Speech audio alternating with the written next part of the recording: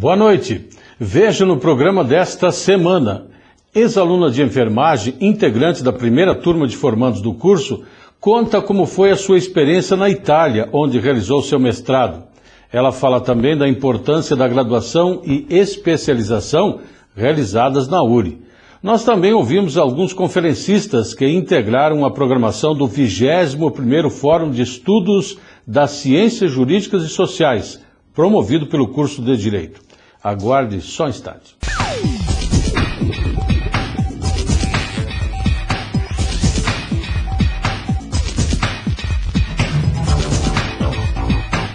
Buscando abranger as mais diversas áreas do conhecimento jurídico e social, o curso de Direito promoveu, de 12 a 16 de maio, o 21º Fórum de Estudos das Ciências Jurídicas e Sociais. O fórum, que teve lugar no Salão de Eventos da Universidade, contou com a presença de lideranças acadêmicas e civis. Os dirigentes do curso e da Universidade salientaram a participação de todos na propagação do conhecimento, assim como espaço para debates e reflexões sobre temas atuais de extrema relevância das ciências jurídicas e sociais. O delegado da Polícia Civil, Joerbert Pinto Nunes, falou sobre a ineficiência estatal investigativa frente à desobediência ao princípio da intervenção mínima do direito penal. O direito penal, o direito criminal, tal qual ele está hoje previsto na legislação, ele afronta um princípio basilar dessa ciência, que é o denominado princípio de intervenção mínima. Isso quer dizer o quê? O direito penal, através do legislador penal, que é o Congresso Nacional, nos termos do artigo 22, inciso 1 da Constituição, só deve intervir na sociedade, legislando, criando condutas criminosas, em último caso. É o que nós chamamos de direito penal mínimo. Porque quando o legislador cria uma conduta, faz uma lei, criando um crime e tendo uma respectiva pena, que é a privação de liberdade, ele deve fazê-lo somente quando outros ramos do direito não possam resolver esse litígio. O problema é que o nosso Legislativo Federal, no caso do Congresso, legisla muito de direito penal.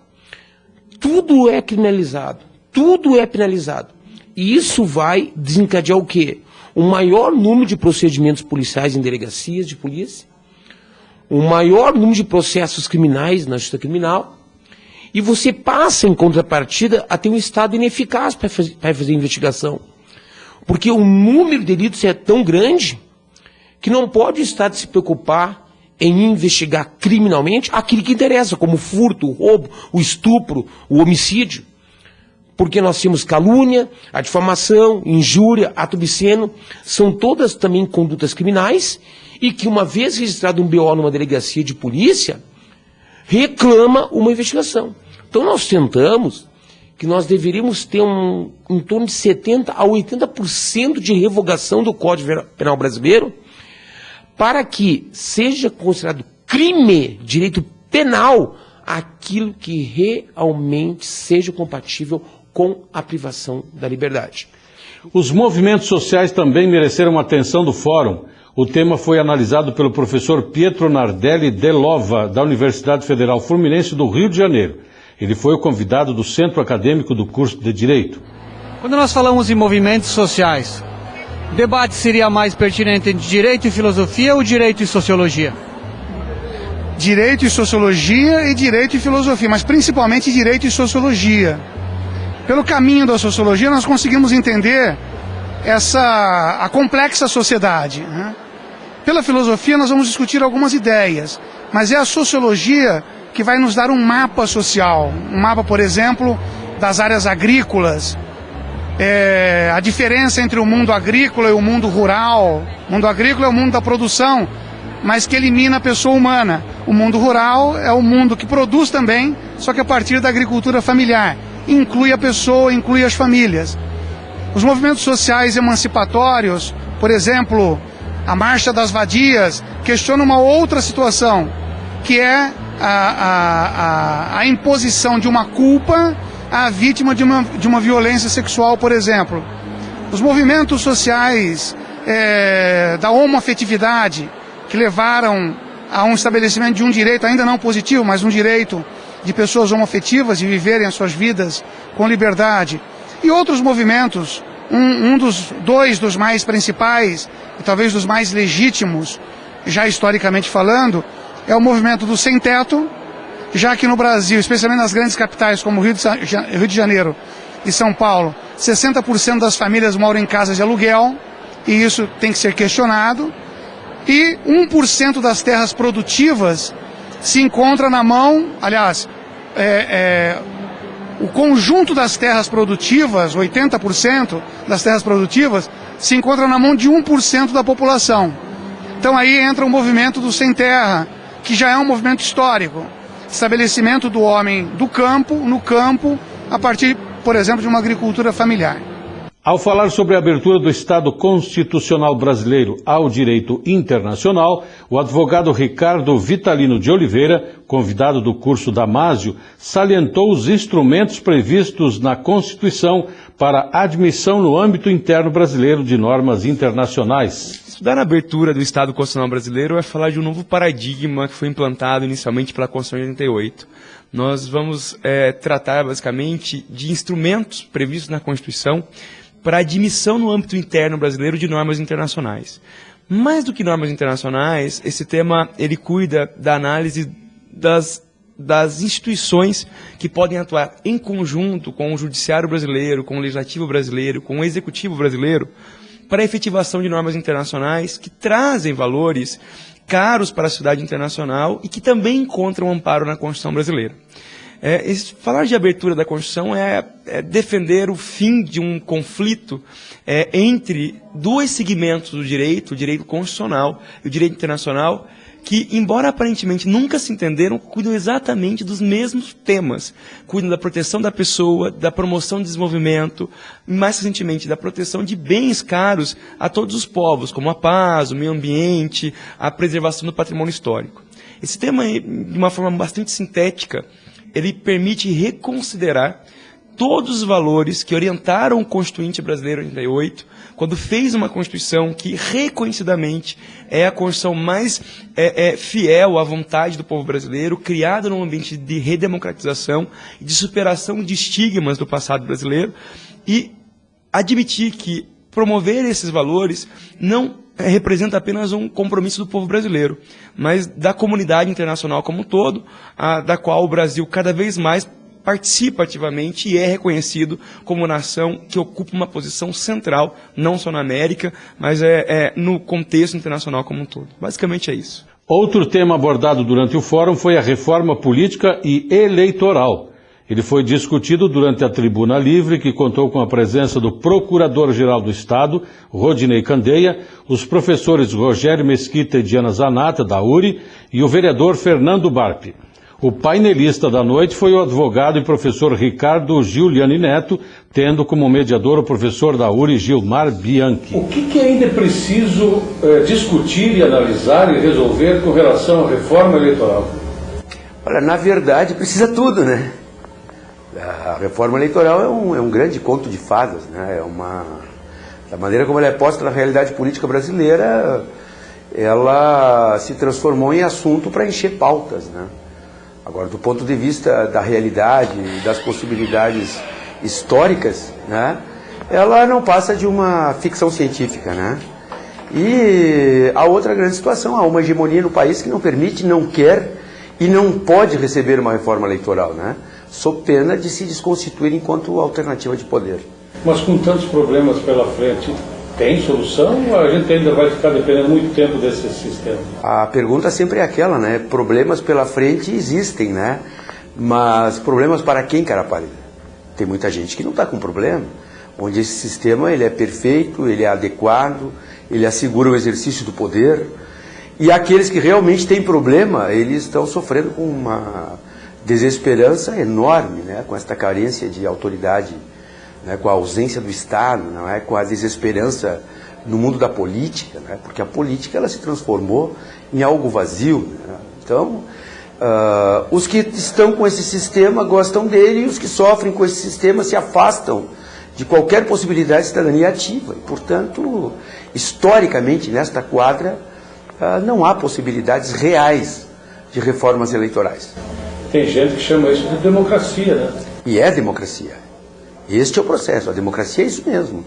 É a construção de um processo. Tem gente que adora a democracia grega, mas eles não contam que na Grécia 2/3 das pessoas eram escravos.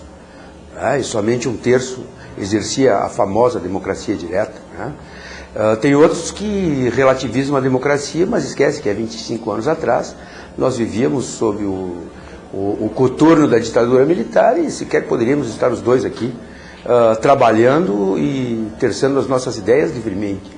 Então isto é democracia, há um processo de amadurecimento e há uma sociedade que precisa se reencontrar, que é o grande problema da sociedade brasileira, que é uma sociedade cínica, é hipócrita. Fala mal do político, mas na hora do voto vai buscar um mineiro de tijolo. E tem gente que diz que nós podemos resolver os problemas do país através do voto. Eu não acredito nisso. Não acredito nisso, mas também não estou dizendo que voltei a ser aquele revolucionário antigo que defendia a luta armada contra a ditadura militar. Não, o voto ele é um detalhe, o voto ele é um meio, o voto ele é um episódio. Isto se resolve com cidadania ativa, com participação comunitária, com solidarização entre as pessoas, com sentimento de pertença, o empresário se sentindo empresário e o trabalhador, trabalhador, porque hoje todo mundo acha que é tudo ao mesmo tempo, lidam com seus interesses como se fossem os mesmos e não são. Então a construção desse processo ele passa pela construção da sociedade e fundamentalmente pela construção de identidades, identidades que sejam demonstráveis, que é o que não existe mais. O Brasil perdeu isso nesta quadra do mundo midiático, do mundo internetico, onde as coisas importantes passaram a ser as coisas fúteis.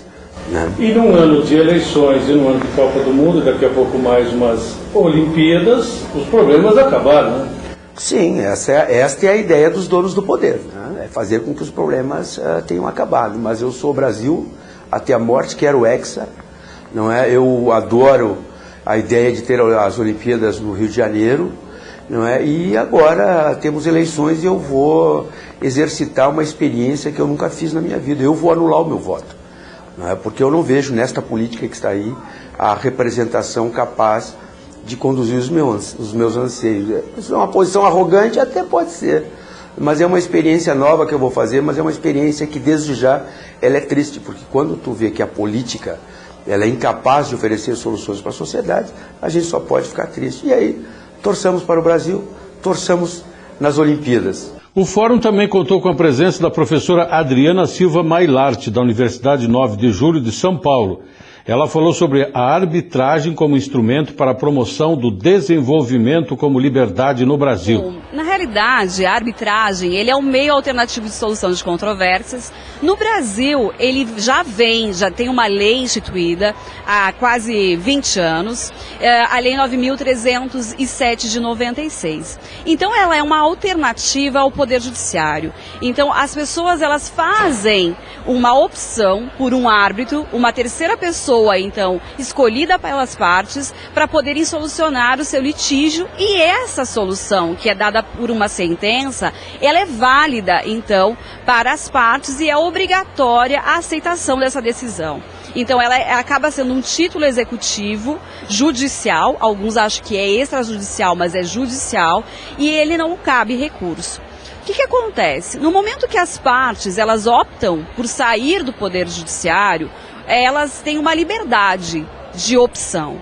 Então a gente diz que o princípio basilar da arbitragem, ela é um princípio da autonomia da vontade, onde as partes elas podem decidir os árbitros que vão resolver o conflito, elas decidem as regras que vão disciplinar o procedimento e o processo arbitral, e também ela acaba determinando às partes quais as normas que elas serão utilizadas dentro desse processo e que o árbitro vai se utilizar então para determinar e dar essa decisão dele que será dada por sentença. A conferência sobre política de resíduos sólidos encerrou os debates do Fórum do Direito.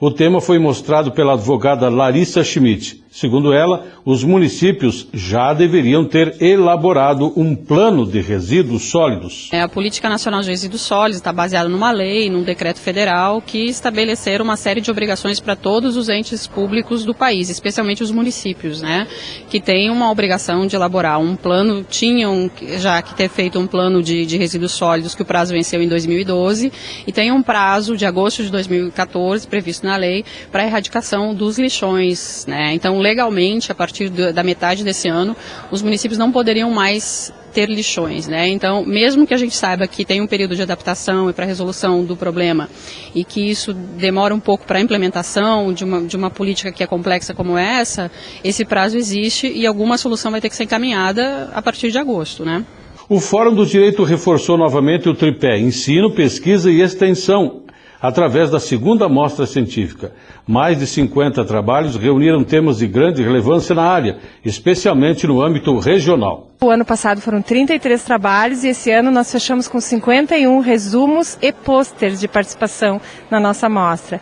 Então é importante isso para o curso, é importante para os professores, para os orientadores, mas principalmente para os nossos acadêmicos, que inclusive, como tu bem referiu, aqueles egressos que já passaram pelo nosso curso, hoje estão fazendo mestrado, vieram participar com seus trabalhos. Então, acredito que foi um êxito total, não só para a mostra, mas também para o evento, que contou com 700 participantes. Assim, a cada ano a gente vem sentindo que o público está gostando do trabalho, das palestras, das discussões, e a prova é essa adesão maciça dos nossos alunos a essa nossa ideia de uma mostra científica. Voltamos dentro de instantes para mostrar o exemplo de uma ex-aluna da URI, integrante da primeira turma de enfermagem.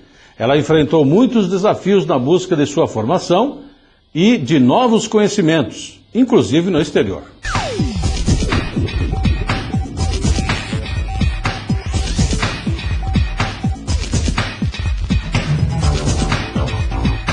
O futuro do seu filho depende de escolhas. Atendimento personalizado aos pais. Ampla estrutura e local para embarque e desembarque dos alunos. Primeiro lugar no Enem da região. Professores com formação específica para cada nível de ensino. Atividades extracurriculares. Dança, judô, futsal, mini tênis, coral. Agende um horário e conheça muitos outros motivos para fazer uma escolha bem pensada. Escola de Educação Básica URI Erechim. Matrículas abertas. Fone 3520-9007.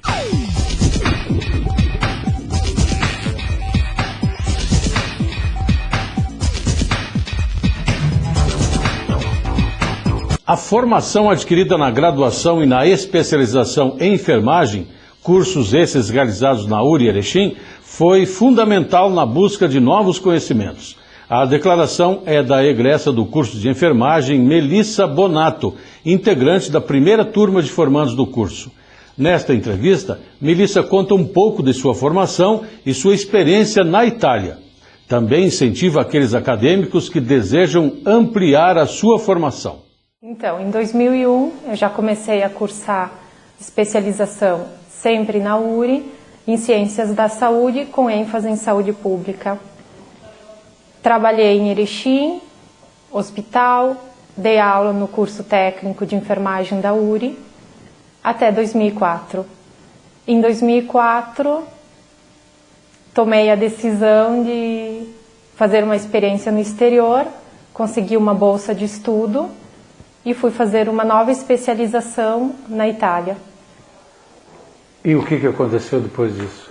Depois disso, feita a especialização, eu comecei a trabalhar no dia seguinte, que tinha terminado a especialização, comecei a trabalhar na mesma estrutura. Fui chamada pelo Hospital de Clínicas para assumir o concurso no Brasil, mas decidi continuar minha experiência na Itália. Em 2006, eu entrei a trabalhar no Instituto Clínico Humanitas, de Milão. É um hospital referência mundial em pesquisa, onde funciona também a Universidade Estatal de Milão. Eu comecei a dar aula na universidade em 2008. Em 2008 também eu fiz uma pausa de reflexão e fiz o Caminho de Santiago de Compostela durante um mês. fiz os 900 quilômetros do caminho. Foi um momento muito profundo, foi uma experiência marcante na minha vida, que sem dúvida, agora eu olho Augusto Curri na tua mesa, me faz refletir bastante sobre essas ideias. Depois do Caminho de Santiago, eu continuei a trabalhar no Instituto Clínico Humanitas, é considerado um dos 4 hospitais mais inovadores no mundo. Continuei a dar aula na Universidade Estatal de Milão até o ano de 2012, quando eu larguei tudo para fazer voluntário na África. Passei um tempo no Quênia, trabalhando com as crianças de um vilarejo. Depois, não foi através de organização não governamental, não foi através de nenhum órgão, foi pessoal, com recursos próprios, sem nenhum patrocínio. Então, foi uma experiência muito forte. E em 2013, eu voltei para o Brasil. Antes disso, eu cursei mestrado na Itália, pela Universidade Carlo Cattaneo, que eu sei que tem algumas universidades do Brasil que têm parceria com essa universidade para fazer mestrado sanduíche, doutorado sanduíche na área de economia. Isso em Milão também? Cursei um mestrado em coordenação das profissões de saúde na Faculdade de Economia de lá. Mestrado reconhecido no Brasil a nível de informação. E agora eu trabalho com docência. Dou aula para o curso de graduação de enfermagem, nutrição e fisioterapia. Dou aula no curso de gestão dos serviços de saúde, nível de especialização. E também faço parte da comissão organizadora da especialização em estratégia de saúde da família. Isso aonde? Na Serra Gaúcha. Bento Gonçalves. É a Universidade de Caxias do Sul? É faculdade cenecista e desenvolvo algumas atividades com a Faculdade da Serra Gaúcha. Agora tu está trazendo toda essa experiência, então, desde o ano passado, da Itália para o Brasil. O que você diria para os egressos também e também para os hoje acadêmicos e aquelas pessoas que desejam seguir um caminho mais arrojado, como você enfrentou? Tem que aceitar desafios, tem que se colocar em jogo, tem que sair da zona de conforto, porque enquanto ficar na zona de conforto, enquanto não aceitar desafio na vida, a gente não sai do nosso sofá, da nossa poltrona de casa. Então tem que se colocar em jogo, tem que estudar muito, porque as coisas não caem do céu, precisa batalhar e principalmente se dedicar na graduação, porque a graduação é o nosso reflexo para sempre.